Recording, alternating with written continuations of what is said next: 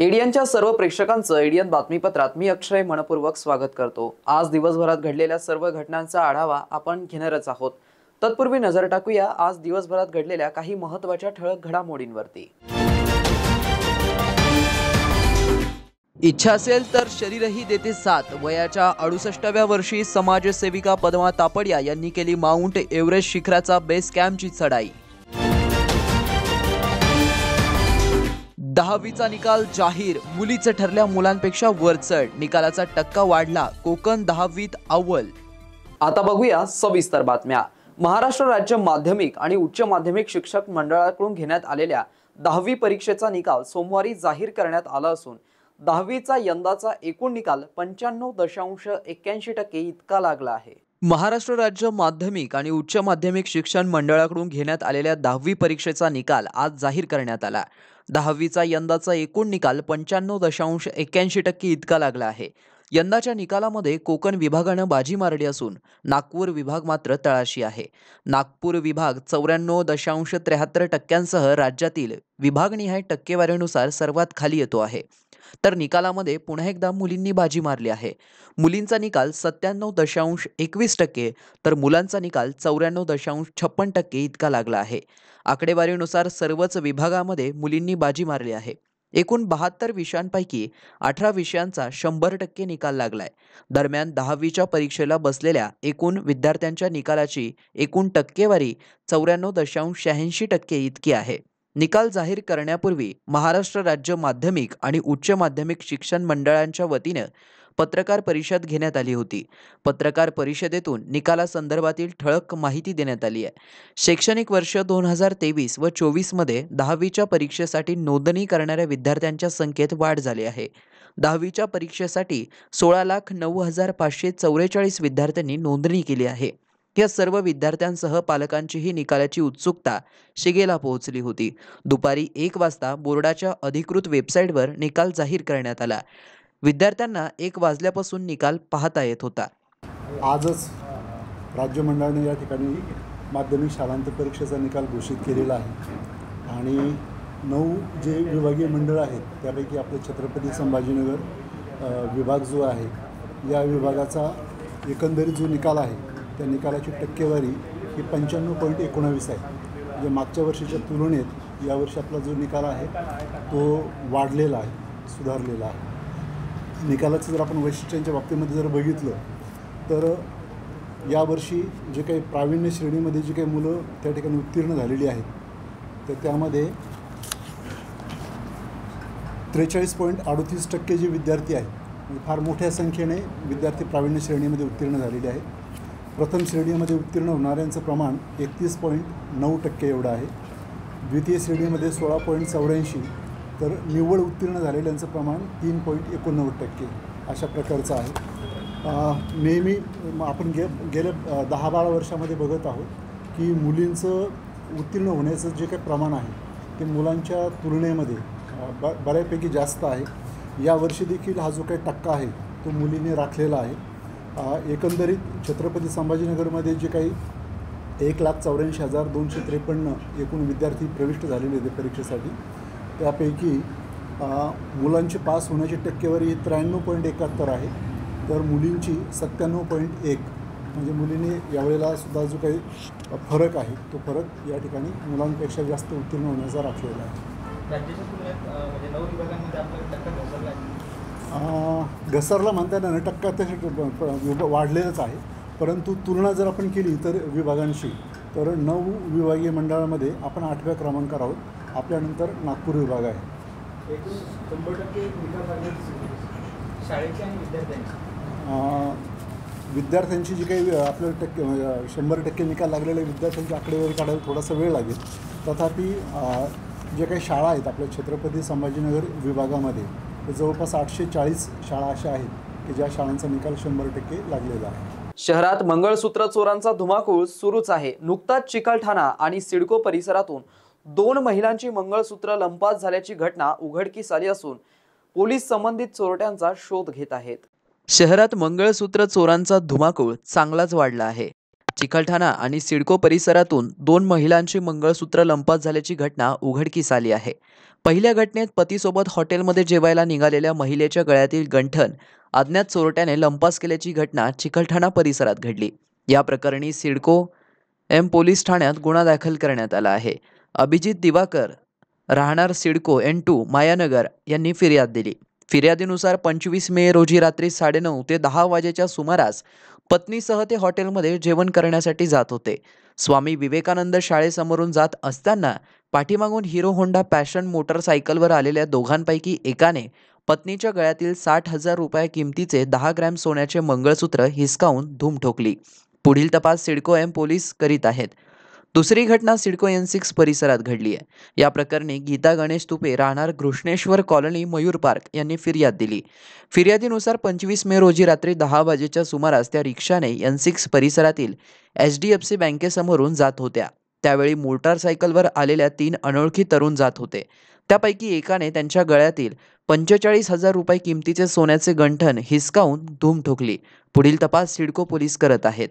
विद्यार्थ्यांची वह्या पुस्तके युनिफॉर्म ठरलेल्याच दुकानातून घ्यावेत अशी सक्ती करणाऱ्या शाळांविरुद्ध कारवाई करावी, त्या शाळेची मान्यता रद्द करावी अशी मागणी वंचित बहुजन आघाडीतर्फे जिल्हा परिषदेकडे करण्यात आली आहे।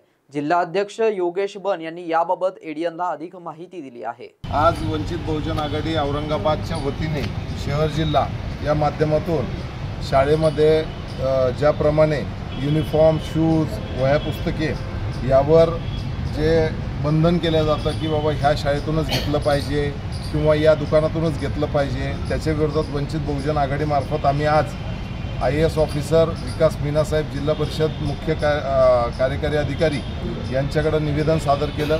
या निवेदनातून विकास मीनासाहेबांसोबत चर्चा केल्यानंतर त्यांनी आजच्या आज यावर परिपत्रक काढून अशा शाळांना कुठलीही सक्ती करता येणार नाही। तत्कालीन जिल्हाधिकारी आस्तिक कुमार पांडे साहेब यांनी 16 जून 2023 रोजी परिपत्रक काढलं होतं की हे जे खाजगी शाळा बंधन करतायत त्यांना अशा कुठल्याही प्रकारचे बंधन करता येणार नाहीत आणि त्या माध्यमातून आमची तक्रार त्यांनी रीतसर ऐकून घेतली। ऐकून घेतल्यानंतर आजच्या आज त्यावर एक परिपत्रक काढून अशा शाळांना बंधन करता येणार नाही त्या माध्यमातून ते आज पत्र देणार आहेत। सोबतच जे RTE अंतर्गत विद्यार्थी शिकत आहेत, राईट टू एज्युकेशन अंतर्गत, त्यांना शाळेमध्ये भेदभाव केला जातो अशी माहिती आम्हाला मिळाली होती। त्यावरही आमची सकारात्मक चर्चा झाली। त्याच्याबद्दल सुद्धा एक ते परिपत्रक तयार करणार आहेत आणि ज्या शाळेमध्ये एक्स्ट्रा ॲक्टिव्हिटीज असतात त्या एक्स्ट्रा ॲक्टिव्हिटीज बंधनकारक नाही आहेत, त्यांना याच्यासाठी ते विद्यार्थ्यांनी त्या घ्याव्याच। त्यामुळं RTE अंतर्गत जे विद्यार्थी असेल त्यांना निःशुल्क सेवा ही शाळेने पुरवली पाहिजे असं आज सकारात्मक चर्चा झाली आणि मी सर्व विद्यार्थ्यांना व पालकांना शुभेच्छा देऊ इच्छितो की आज वंचित बहुजन आघाडीने हातात घेतलेला हा जो लढा आहे तो यशस्वीरित्याने पुढे गेलेला आहे आणि ज्या कुणाला याबद्दल अडचणी असतील त्यांनी संबंधित शहराचा विषय असेल तर शहराध्यक्षांना, जिल्ह्याचा विषय असेल तर जिल्हाध्यक्षांना, तालुका शहर यांच्या अंतर्गत ज्या काही अडचणी असतील त्या आम्हाला वंचित बहुजन आघाडीच्या माध्यमातून तुम्ही अध्यक्षांना कळवावी। आम्ही त्यावर 100% काम करू आणि आपल्याला या सुविधा उपलब्ध करून देऊ या ठिकाणी आश्वासित करतो। धन्यवाद। जय भीम। मी योगेश गुलाबराव बन, वंचित बहुजन आघाडी जिल्हाध्यक्ष औरंगाबाद पश्चिम। माझ्यासोबत शहर अध्यक्ष ॲडव्होकेट पंकज बनसोडे, महासचिव मिलिंदजी बोर्डे, संघराज्य धम्मकीर्ती, सचिव आमचे शेख नूर मोहम्मद, त्यानंतर संघटक सुभाषजी कांबळे, प्रसिद्धी प्रमुख भाऊराव गवई, सोशल मीडिया प्रमुख प्रवीणजी जाधव, आमचे जिल्हा सदस्य योगगुरू रविरत्न पारखे, कोषाध्यक्ष गोपाल सुरवसे आदी पदाधिकारी व कार्यकर्ते मोठ्या संख्येने उपस्थित होते। धन्यवाद। शांतीपुरा ख्रिस्तनगर भागामध्ये स्थानिक नागरिकांना पाण्यासाठी वनवन फिरावे लागत असल्याचे चित्र पाहावयास मिळत असून प्रशासनाने याकडे लक्ष देण्याची मागणी सर्वत्रांकडून केली जात आहे। आम्हाला रोज एक 40 रुपयाचा ड्रम वापरायला पाणी घ्यावं लागतं आणि प्यायसाठी पाणी आम्हाला लोकांच्या घरी जावं लागतं। ते पण 6 दिवसातून पाणी येतं तर ते लोक त्यांचं भरणार का आम्हाला देणार। तरी ते बिचारे आम्हाला म्हणजे 2-4 हांडे त्यांच्या परीने प्रत्येकजण देतं. तर 2-4 हांड्यात 6 दिवस पिण्याचं पाणी पुरतं का सांगा? 4-5 लोकांच्या घरामध्ये ते लोक तरी किती देणार? कारण ते बिल भरतात ना. आणि आम्हाला प्रत्येक दिवशी रोज लोकांच्या घरी जावं लागतं. कसं असं म्हणजे लोकप्रतिनिधी कुठल्याही पक्षाचा असला तरी चालेल आम्हाला, पण आम्हाला प्रत्येक सुविधा मिळाली पाहिजे. बाकी आमचं दुसरं काहीच म्हणणं नाही. कमीत कमी आम्हाला पिण्याचं पाणी आणि लाईट हे पाहिजे. आणि तिथं ड्रेनेजची लाईन नाहीये. आम्हाला हे बघा, तुम्ही बघितलं ना, पाणी नेऊन फेकतो रोडवर पाणी फेकावं लागतं. खरकट म्हणजे टाकायचं, कपडे धुतलेलं पाणी खड्डं करायचं, ते पाणी फेकायचं रोडवर. म्हणजे सगळं आयुष्य आमचं त्याच्यातच चाललेलं आहे. आम्हाला आता 10 वर्ष झालेत. 10 वर्षापासून आम्ही अशी परेशानी काढत आहेत. आम्हाला पाण्याचं एवढं टंचाई, माझा पाय मोडलेला आहे आणि हे सगळं रोड क्रॉस करून हे लोकांचं आम्हाला इतकी मेहरबानी की 2-2 हांडे प्यापुरते भेटतात. परंतु आमची एवढी परेशानी आहे की खरंच आम्ही 10 वर्ष आमचं म्हणजे ह्या परिस्थितीमध्ये चाललेलं आहे. आम्हाला पाणी मिळत नाही. इकडून तिकडून कसं तरी 2-2 हांडे आम्हाला आणावं लागतंय. पाणी देते ते तर कौरक असं म्हणजे आम्ही जीवन जगायचं झाले 10 वर्ष झालेलं आहे. किती परेशानी आमच्या आता उली लेकरं या गाडीचं क्रॉस करून आम्हाला तिकडं पाणी भरावं लागतंय. माझ्या कमरेला एवढा गॅप आहे. मला हे माझा एवढा गुडघा फ्रॅक्चर आहे, ऑपरेशन झालेलं आहे. नगरमध्ये पाण्याचा त्रास आहे, लोकांच्या घरी पाणी भरतं. हे बघा तुम्ही कसं करायचं आता सांगा तुम्ही. आता ते कृपा करून तुम्हाला विनंती आहे, इथं पाण्याचा प्रश्न विनंती पाणी पुरवठ्याला विनंती जे अधिकारी असेल त्यांना करतोय. लोकसभेचे असे त्यांना मतापुरते येते, त्यांना मत भेटलं संपलं, फिरून पाहत नाही ते मतावाले कसे माहिती आहे का, तात्पुरते मामा असतात ते, यांना काही घेणं देणं नसतं पाण्याच्या प्रश्नाची याची त्याचं. शहरवासियांना एक सुवर्ण संधी. तुम्हीही एखादा व्यवसाय करताय का? तर मग एडियनवर जाहिरात करा आणि मिळवा व्यवसायात मोठा फायदा. तर वाट कसली पाहताय? आत्ताच खाली दिसत असलेल्या नंबरवर संपर्क साधा. इथे वेळ झाली आहे एका छोट्याशा ब्रेकची. कुठेही जाऊ नका, पाहत रहा एडियन न्यूज.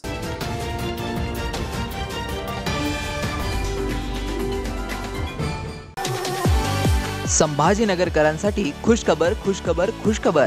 आता केशर, हापूस, लंगडा, गुलाबखास, इमरती, सफेद मालोदा, काला मालोदा, शक्करगोटी, अल्फान, खुदूस, मलगोबा, चीनी मलगोबा, राजापुरी, सिंधू, मुर्शिदाबादी, बदाम, खोबरा, तमचा, बत्ताशा, पायरी, हुर, दूध पेडा, दिलपसंद, निरंजन, तोतापरी, गावरान केशर, माया, केंट, टॉमी, लिली, ऑमलेट, अगरबत्ती, गावरान, दशहरी.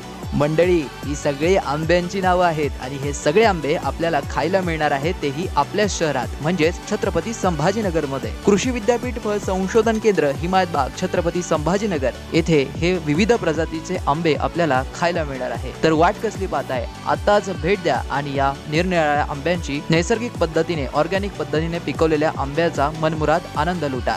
तर आजच संपर्क करा. सचिन कुंढारे 9975 51 11 42, दिलीप जाधव 94 21 66 70 02, गणेश उंद्रे 88 30 67 46 58. आता नैसर्गिक पद्धतीने पिकवलेला आंबा थेट हिमायतबाग ते ग्राहक.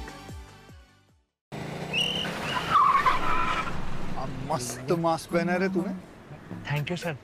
वो जान बचाने के लिए पहनना पड़ता है ना सर. रेडीमेड है या टेलर मेड है? ऑनलाइन ऑर्डर किया है सर. एक और है क्या? है ना सर. देना.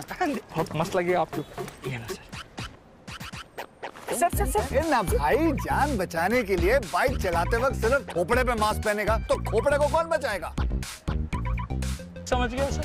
हेलमेट ऑनलाइन ऑर्डर कर, वरना हमेशा के लिए ऑफलाइन हो सकता है. Okay sir. ये ले. चल हम ये भी ऑनलाइन भर दे. हेलमेट पहने, ट्रैफिक नियमों का पालन करे, जिंदगी के सफर को सुरक्षित रखे.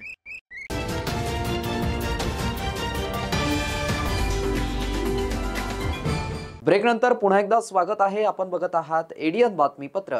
जगातील सर्वाधिक उंचीचे शिखर असलेल्या माउंट एव्हरेस्टला गवसणी घालण्याचे अनेकांचे स्वप्न असते. या शिखराचा बेस कॅम्प गाठणे खूप कठीण आहे. शहरातील वयाच्या 70च्या जवळपास पोहोचलेल्या सामाजिक कार्यकर्ता पद्मा तापडिया यांनी ही मोहीम ड्रीम अचिव्हर्स ग्रुपच्या सोबत यशस्वीपणे पार करून दाखवली आहे. नाशिक, पुणे आणि स्थानिक शिखरप्रेमी असलेले ड्रीम अचिव्हर ग्रुपमधील 14 जणांनी माउंट एव्हरेस्ट शिखर सर केले असून त्यांच्या यशाचे सर्वदूर कौतुक होत आहे. विशेष म्हणजे या ग्रुपमध्ये वयाच्या 70 मध्ये नागरिक देखील उत्साहात सहभागी झाले होते. एव्हरेस्ट वीर रफिक शेख यांच्या मार्गदर्शनाखाली सर्वांनी ही चढाई 18 दिवसात पूर्ण केली. अत्यंत खडतर अशा या मोहिमेसाठी 4 महिन्यांपासून ही मंडळी सराव करत होती. शहरातून प्रसिद्ध उद्योजिका पद्मा तापडिया, निरुपमा नागोरी, जितेंद्र आहेर, डॉक्टर रैना शेख, आर्किटेक्ट स्नेहल जाजू, किरण भटड, भक्ती भोज, सोनाली इंगळे, ॲडव्होकेट नरेश गाडेकर, मिलिंद सांगवीकर, शिवाजी पाटील, गिरीश तांबे, रवींद्र रहाटगावकर आदींचा यात समावेश होता. विशेष म्हणजे 20 ते 70 वयोगटातील ट्रेकर्सचा यात सहभाग होता. जगातील सर्वाधिक उंचीचे शिखर असलेले माउंट एव्हरेस्ट याला गवसणी घालण्याचे स्वप्न छत्रपती संभाजीनगर, औरंगाबाद शहरातील सुमारे 3 पिढ्यातील ह्या एकाच ग्रुपने नुकतेच पूर्ण केले. या शिखराचा बेस कॅम्प गाठणे हे देखील जिकरीचे काम आहे. ते 20 पासून ते 70 पर्यंततील महिला पुरुषांनी सहज शक्य करून दाखवलं. आपल्या शहरातील प्रसिद्ध उद्योजिका पद्मा तापडिया यांनी या ग्रुपचे समुद्र सपाटीपासून 5364 मीटर उंचीवर असलेल्या या कॅम्पची चढाई करताना आलेले अनुभव एडियन सोबत बोलताना कथन केले आहे. एव्हरेस्टवरती जाण्याच्यासाठी तुम्ही यापूर्वी कुठे ट्रेकिंग केलेलं आहे का, आणि तुम्हाला सुचलं कसं की हे करायचं म्हणून? जवळपास कोरोनानंतर असं आढळलं की आपली तब्येत सांभाळणं फार महत्त्वाचं आहे. त्या दृष्टीने आणि मीही माझ्या नातवांसोबत वगैरे कधी कधी पावसाळ्या ट्रेकिंगमध्ये जात होते. तेव्हाच असं ठरवलं की कमीत कमी आपल्या वया एवढे गड सर करावे, आणि महाराष्ट्रात गड किल्ल्यांची काही कमी नाही आहे. आणि तेव्हापासून सुरू केलं आणि जवळपास 25 ते 30 गड ह्या 2 वर्षामध्ये पूर्ण केलेले आहे. आणि असंच एकदा ॲक्च्युअलमध्ये माझ्या सुना त्या विचार करत होत्या की एव्हरेस्ट बेसला जाऊ, आणि तेव्हा माझ्या डोक्यात एकदम प्रकाश पडला की आपण का नाही, आणि कुठं ते वयाचा विचार करावा, प्रयत्न तर करून बघू. आणि औरंगाबादचे एव्हरेस्ट वीर म्हणून ओळखले जाणारे रफिक शेख सर, त्यांना जवळपास औरंगाबादकर जो ट्रेकिंग करतो तो ओळखतो. आणि त्या दृष्टीने मग मी म्हटलं त्यांची जर ट्रेनिंग असेल तर काहीच हरकत नाही, आणि मग त्या दृष्टीने लागलो कामाला. तुमचं एव्हरेस्टचं ठरलं, इथून तिथपर्यंतचा प्रवास आणि तिथून विदाऊट वाहनाचा ॲक्च्युअल चढण्याचा एव्हरेस्ट सुरू करण्याचा प्रवास हा थोडक्यात कसा होता? एकदमच इंटरेस्टिंग आणि काय म्हणल्यासारखं की आपली परीक्षा पाहणारा विषय होता. आणि मुळात कसं आहे की 4 महिन्यामध्ये बऱ्यापैकी ओव्हरनाईटमध्ये त्यांनी गड किल्ले बरेचसे घाट वगैरे सरांनी केल्यामुळे आम्हाला असं वाटत होतं की असं विश्वास होता. आणि विश्वासामुळे जे सुरुवात केली तर ॲक्च्युअलमध्ये तिथे वातावरण आणि ऑक्सिजन कमी असतं हे माहिती होतंच, परंतु त्याच्यामधून पार जाणं हे आमच्या सगळ्या ग्रुपमधल्यांचे एकदम ठरल्यासारखं होतं. त्यामुळे अगदी व्यवस्थित जे काही मध्ये मध्ये त्रास झाला ते पण सगळ्यांनी मिळून समजून पूर्णपणे पार केलं, प्रत्येकाने व्यवस्थित केलं. धर्मवीर छत्रपती संभाजी महाराज शौर्य प्रतिष्ठानच्या या संघटनेचा मोठ्या उत्साहात स्थापना करण्यात आली असून मनोज जरांगे पाटील यांचे सहकारी असलेले बाळराजे आवारे पाटील यांनी या संघटनेची स्थापना केली आहे. त्यामुळे मराठा बांधवांमध्ये उलटसुलट चर्चा ऐकावयास मिळत आहे. धर्मवीर संभाजीराजे शौर्य प्रतिष्ठान या संघटनेची मोठ्या उत्साहात स्थापना करण्यात आली. स्थापनेदरम्यान विठ्ठल कांगणे यांनी मराठवाड्या भाषेत जोरदार भाषण केलं. याच भाषणाने सभेसाठी आलेल्या तरुण तरुणींचे मन जिंकले.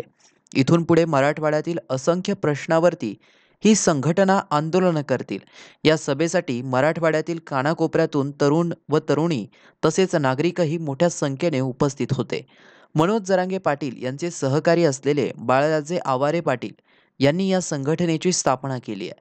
त्यामुळे मराठा बांधवांमध्ये उलटसुलट चर्चा ऐकावयास मिळत आहे. हे विशेष. दलिंद डायरेक्ट काय करले, आत्महत्या करायला माईच्या पोटात मेलेल्या औलादी बी बऱ्या होतात. आत्महत्या करायची असेल तर पाकिस्तानला जाय, तिथं 4-5 जण मार आणि तिकडेच मर, त्या मातीचा खर्च मी देतो.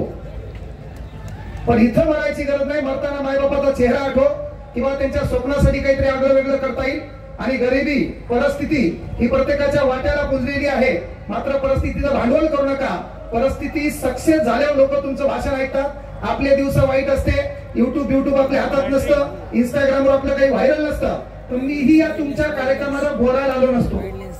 हे लक्षात घ्या, कामयाबी में दुनिया तुम्हारे साथ होती है, जब तुम नाकामयाब होते हो तो पूरी दुनिया तुम्हारे खिलाफ होती है. म्हणून काही करा, प्रगतीशिवाय पर्याय नाही. खूप मेहनत करा, अभ्यास करा.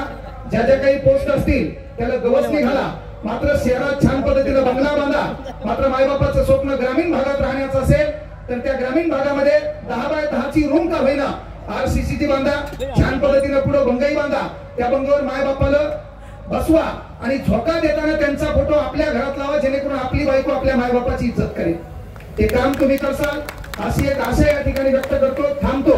सर्वांना जयंती निमित्त शुभेच्छा देतो. संघटनेला शुभेच्छा देतो. येणाऱ्या काळात संघटनेचं जे काही काम असेल तर तुमच्या संघटनेचा हेतू हा महत्वाची गोष्ट, गोरगरिबावर जिथं अन्याय होईल त्या अन्यायाच्या विरोधात असेल. त्यानंतर आमचे स्पर्धा परीक्षा करणारे विद्यार्थी आहेत, त्यांच्या अडचणी असेल, त्या अडचणीच्या विरोधात महत्वाची गोष्ट ही संघटना असेल तर त्या संघटनेला खांद्याला खांदा लावून लढून देण्याची ताकद मी पोरांच्या वतीने मी स्वतः आणि पोरं घेतो, अशी एक अपेक्षा तुमच्याकडून देतो. वादळी वारे आणि तुफानी पावसाने उंडणगाव परिसरात हाहाकार उडवलाय.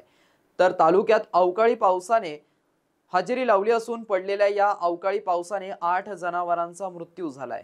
सिल्लोड तालुक्यात रविवारी रात्री मोठ्या प्रमाणात झालेल्या वादळी वारा आणि विजांच्या कडकडाटासह झालेल्या पावसामुळे तालुक्यातील विविध ठिकाणी 8 जनावरांचा वीज पडून मृत्यू झालाय.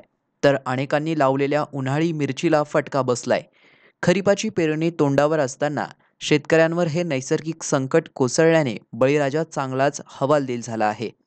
तालुक्यातील हळदा येथील धनुसिंग कमलसिंग शिमरे यांचे 2 बैल वीज पडल्यामुळे मृत्युमुखी पडले.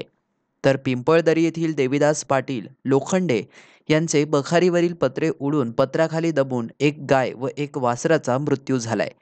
शेखपूर येथे हरी आनंदा पालोदे यांची एक गाय वीज पडून मृत्युमुखी पडली. तर हळदा शिवारातील प्रभुनथू शेकडे यांच्या 2 गाभण गायींचा वीज पडल्याने मृत्यू झालाय. याशिवाय पिंपळदरी, बोदवड, उंडणगाव, बहुली, हट्टी, शेखपूर, सिरसाळा, अंभई, सिल्लोड आदी भागात सोसाट्याच्या वाऱ्याने 35 पेक्षा जास्त नागरिकांच्या घरावरील पत्रे उडून गेले. संसार उपयोगी साहित्याचे नुकसान झाले. त्यासोबतच शेतात बांधलेल्या 3 गोठ्यांची पत्रे उडून शेतकऱ्यांचं अतोनात नुकसान झालंय. मध्यधुंद स्कॉर्पिओ चालकाने 2 कार व एका दुचाकीला धडक दिली असून घडलेल्या या अपघातात 5 जण जखमी झाल्याची घटना जळगाव महामार्गावरती घडली. दारूच्या नशेत तर असलेल्या स्कॉर्पिओ चालकाने भरधाव वेगात वाहन चालवत 2 कार व एका दुचाकीला धडक दिली. वाहनाचा वेग अधिक असल्याने कार विरुद्ध दिशेला असलेल्या पेट्रोल पंपला जाऊन धडकली. या अपघातात 5 जण जखमी झाले असून तिघांची प्रकृती चिंताजनक आहे. दरम्यान यामध्ये स्कॉर्पिओ वाहनाचा समोरच्या भागाचा अक्षरशः चुराडा झालाय. हा अपघात जळगाव महामार्गावर घडला असल्याची माहिती समोर येत आहे. दैवतारी त्याला कोण मारी ही म्हण अंबाजोगाई तालुक्यातील पूस येथून समोर आली आहे. रविवारी दुपारी अचानक सुरू झालेल्या वादळी वाऱ्यात रोडवर उभ्या असलेल्या कारवर सिमेंट कॉन्क्रीटची कमान जमीनोदस्त झाली. सुदैवाने कारमधील सर्वजण खाली उतरले होते, त्यामुळे या घटनेत जीवितहानी झाली नाहीये हे विशेष. अंबाजोगाई तालुक्यातील पुसच्या छत्रपती शिवाजी महाराज चौकात येथील सुप्रसिद्ध पद्मावती देवी मंदिराची स्वागत कमान असून ती सिमेंट कॉन्क्रीटची आहे. रविवारी दुपारी 3:30च्या सुमारास अचानक वादळी वाऱ्याला सुरुवात झाली. वाऱ्याचा वेग एवढा प्रचंड होता की त्याच्या जोराने ही कमान कोसळली. यावेळी कमानीखाली उभ्या असलेल्या कारवर कमान कोसळल्याने कार अक्षरशः चपटी झाली. सुदैवाने सदरील कारमधील अभियंता जी अजय कुमार आणि ए व्यंकटेश हे दोघे चहा पिण्यासाठी बाजूच्या हॉटेलमध्ये गेले असल्याचे ते सर्वजण बचावले. हे दोन्ही अभियंता लातूर परळी महामार्गाच्या कामावर रुजू असून ते हैदराबाद येथील पूसला येऊन परळी रोडवरील डांबर प्लॉटकडे निघाले होते. शेवटी पुन्हा एकदा नजर टाकूया आज दिवसभरात घडलेल्या काही महत्त्वाच्या ठळक घडामोडींवरती. इच्छा असेल तर शरीरही देते साथ. वयाच्या 68व्या वर्षी समाजसेविका पद्मा तापडिया यांनी केली माउंट एव्हरेस्ट शिखराचा बेस कॅम्पची चढाई. 10वीचा निकाल जाहीर. मुलीचे ठरल्या मुलांपेक्षा वरचढ. निकालाचा टक्का वाढला. कोकण 10वीत अव्वल. आणि याबरोबरच हे बातमीपत्र इथेच संपलं. पुन्हा भेटूया पुढील बातमीपत्रात. तोपर्यंत पाहत रहा आपल्या हक्काचं बातमीपत्र एडीएन न्यूज.